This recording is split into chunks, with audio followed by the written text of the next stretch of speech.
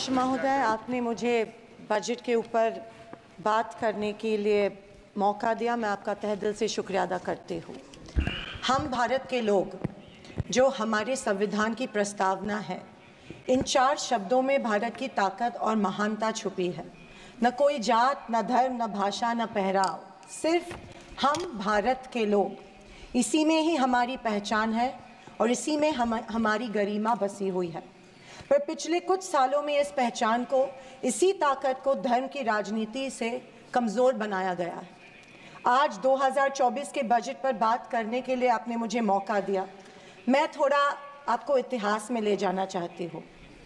हम सब जानते हैं और पूरा विश्व ये मानता है कि कुछ शतकों पहले भारत सोने की चिड़िया थी।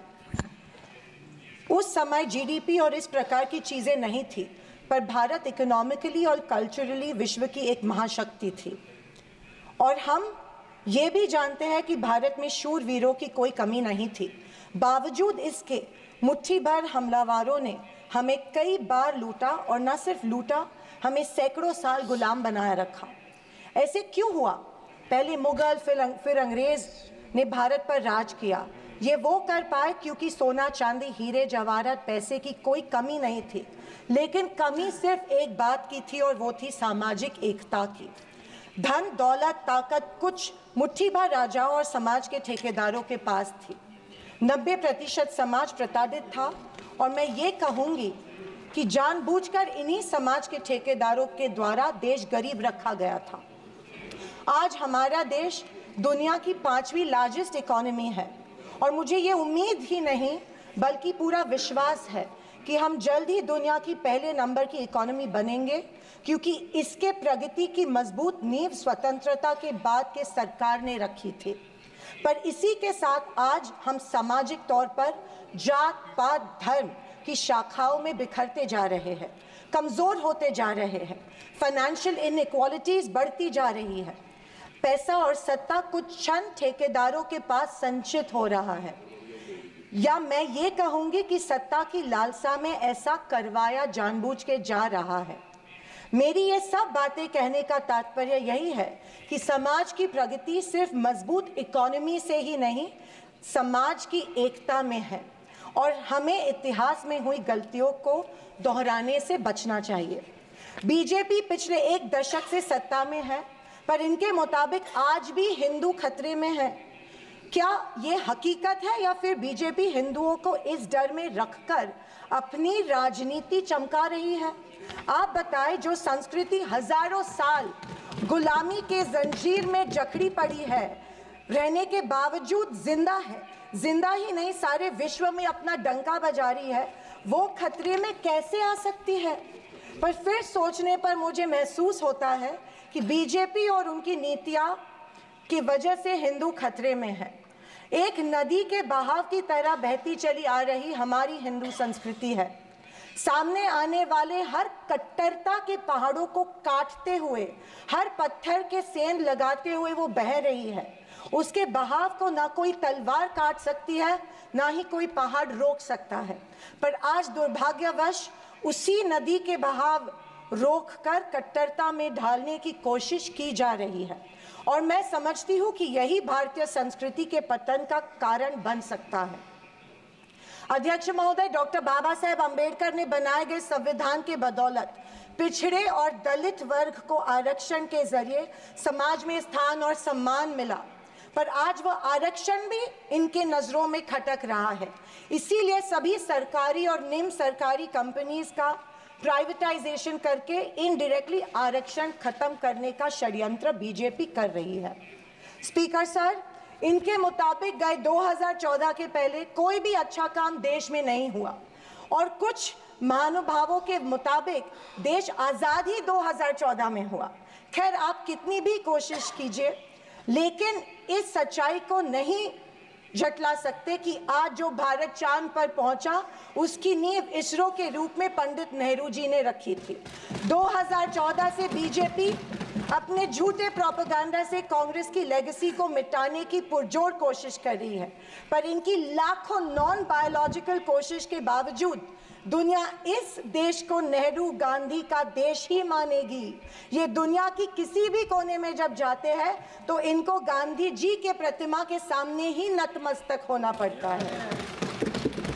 ऐसी सरकार और ऐसे वित्त मंत्री से हम क्या उम्मीद करें जो प्याज के बढ़ते दाम के सवाल पर कहती है कि दाम बढ़ते हो तो बढ़ने दो, मैं प्याज नहीं खाती।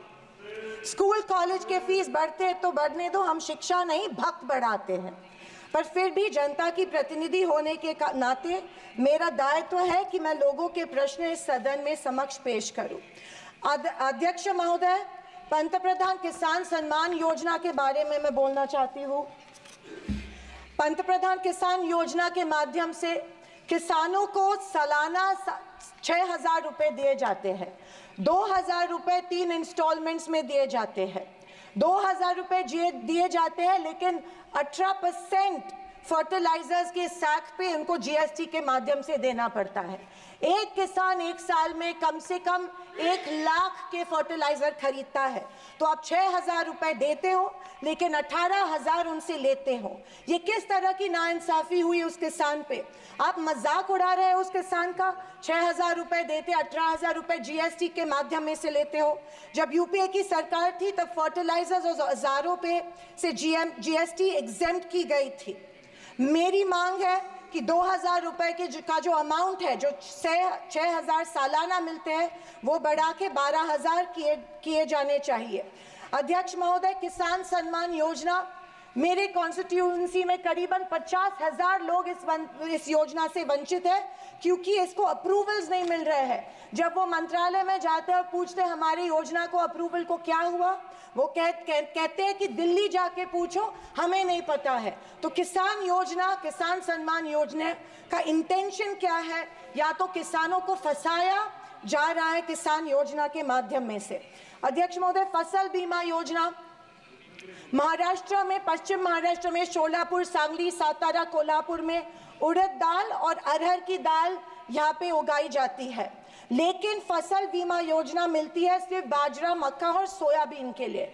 आपके माध्यम में से मैं फाइनेंस मिनिस्टर से गुजारिश करती हूँ कि अरहर और उड़द के लिए भी फसल बीमा योजना के फॉर्म एक्सेप्ट किए चुके हैं, भर दिए हैं, लेकिन फसल बीमा योजना मिल नहीं रही है। अध्यक्ष महोदय, पंतप्रधान आवास योजना, आदरणीय फाइनेंस मिनिस्टर जी ने कहा कि एडिशनल 3 करोड़ हाउसेज घर यहाँ पे इंक्रीज करके इस बजट में दे रहे हैं, लेकिन पंतप्रधान आवास योजना का टारगेट अभी तक महाराष्ट्र को नहीं मिला है, क्योंकि ये योजना जो है गांवठान जमीन पे घर बांधे जाते हैं, लेकिन असलियत ये है कि गांव में गांवठान जमीन है ही नहीं। जब कलेक्टर के पास जाते हैं तो कहा जाता है कि गांवठान जमीन नहीं है, गायरान जमीन ढूंढ के लाओ, हम आपको पीएम आवास योजना देंगे। अभी गांवठान जमीन लाएंगे कहाँ से?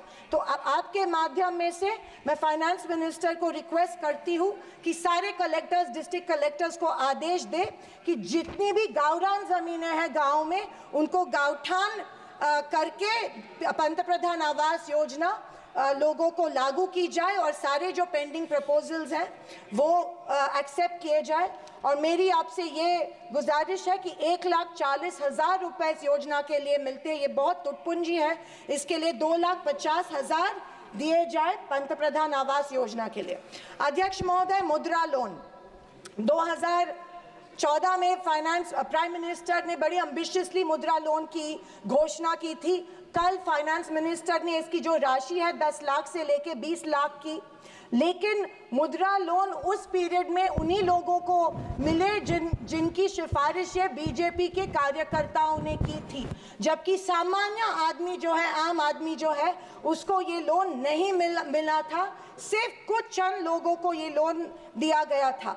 मेरी ये मांग है कि कोरोना के टाइम पे जो लाभार्थी मुद्रा लोन का कर्ज फेड नहीं पाए, उनके लिए जैसे अपने अदानी अंबानी के लिए कर्जा माफ किया है, वैसे इन लाभार्थियों के लिए भी कर्जा माफ किया जाए, तुरंत माफ किया जाए मुद्रा लोन का जो परत फेड करने का कर्जा है।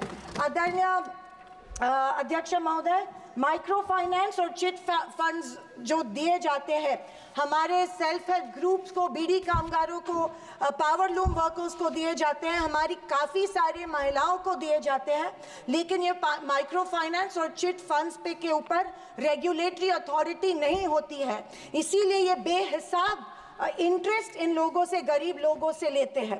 अध्यक्ष महोदय, मुझे इस बात का दुख हो रहा है कि कल के बजट के स्पीच में हमारी अन्न धान्य सुरक्षा योजना जो है, अन्न सुरक्षा योजना जो यूपीए सरकार ने लाई थी, उसके बारे में फाइनेंस मिनिस्टर ने कोई जिक्र नहीं किया। पिछले 10 साल से हमारे देश का जो गरीब है उसको, एपीएल कार्ड धारक को अन्न धान्य योजना का लाभ नहीं मिल रहा है। 10 साल से करोड़ों लोग इस योजना से वंचित रह रहे हैं, भूखे मर रहे हैं, और जैसे शैलजा जी ने कहा था, कुपोषण का प्रमाण जो है हमारी देश में बढ़ रहा है। गरीब लोगों से जानबूझ के एक form, give up subsidy form जानबूझ के भरा जा रहा है, उनको बिना बताए कि अगर ये फॉर्म आप भरेंगे तो आपकी फूड सब्सिडी कट हो जाएंगी। ये जबरदस्ती उनसे ये फॉर्म भरवा रहे हैं ताकि उनको इस योजना, जो कि कांग्रेस की योजना थी, उसका लाभ न मिले, और इसके वजह से ढेर सारे लोग भूखे हमारे देश में मर रहे हैं। मैं फाइनेंस मिनिस्टर से ये गुजारिश करती हूँ कि एपीएल कार्ड धारक को तुरंत इस योजना का लाभ मिला जाए और सारे के सारे जितने भी लोग हैं उनको धान मिला जाए। अध्यक्ष महोदय, कल के स्पीच में आंध्र प्रदेश और बिहार के ऊपर बहुत प्यार जताया गया। मुझे उस बात से कोई कंप्लेंट नहीं है, पर महाराष्ट्र से इतनी नफरत क्यों नहीं महाराष्ट्र की तरफ उतना ही प्यार जताया गया जो बिहार और आंध्र प्रदेश के जताया गया? क्योंकि उनको पिछले लोकसभा में कम सीटें मिली, या शायद उनको अंदाज़ा आया कि आने वाले इलेक्शन में उनको वो चुनाव हारने वाले हैं। मैं वित्त मंत्री को बताना चाहती हूँ कि महाराष्ट्र में हिंदवी स्वराज की नींव महाराष्ट्र में रखी गई थी।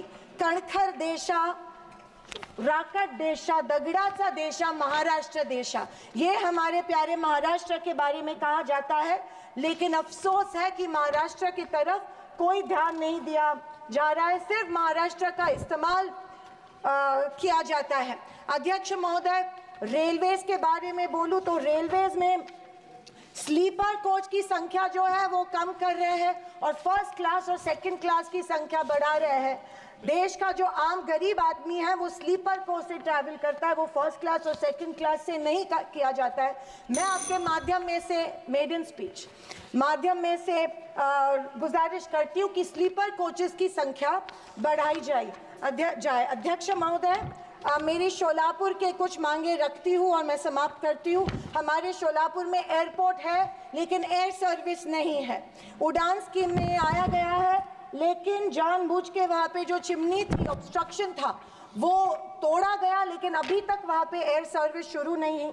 बोरामनी एयरपोर्ट है, वहाँ पे इंटरनेशनल एयरपोर्ट के लिए फंड्स एक बार दिए गए, लेकिन फिर फंड्स नहीं दिए गए। मैं वित्त मंत्री से गुजारिश करती हूँ कि बोरामनी एयरपोर्ट के लिए फंड्स दिए जाए। मंगलवेढ़ा जो हमारा तालुका है, वहाँ पे जो इरिगेशन स्कीम है, वहाँ के 35 गांव जो है वो पानी से वंचित है। मैं विनती करती हूँ कि वो गांव के लिए भी आप इरिगेशन स्कीम जल्द से जल्द अप्रूव करें। अंत में मैं यही कहना चाहती हूँ कि बीजेपी विपक्ष की अवहेलना कर रही है कि हमें इतनी सीट्स मिली, जनता ने अस्वीकार किया, पर आपके 400 पार का क्या हुआ? पर मैं उनसे कहना चाहूँगी कि हम स्वीकार करते हैं कि सरकार बनाने के लिए पर्याप्त सीट्स नहीं जीत पाए। हाँ, हम हमारी बातें जनता को बेहतर तरीके से शायद नहीं समझा पाए, लेकिन ये भी कहना चाहूँगी कि हार गए तो क्या हुआ, झोला उठा के चल नहीं देंगे, यही डटे रहेंगे।